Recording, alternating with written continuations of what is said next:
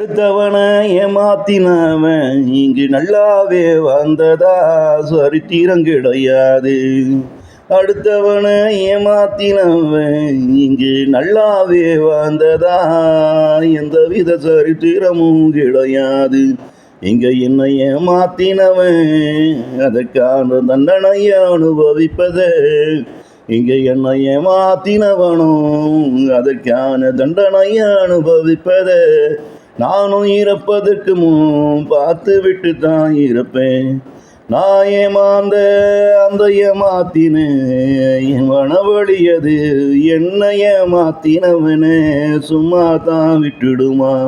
நான் ஏமாந்த என்னை ஏமாத்தினேன் இதில் என் மனவழியது.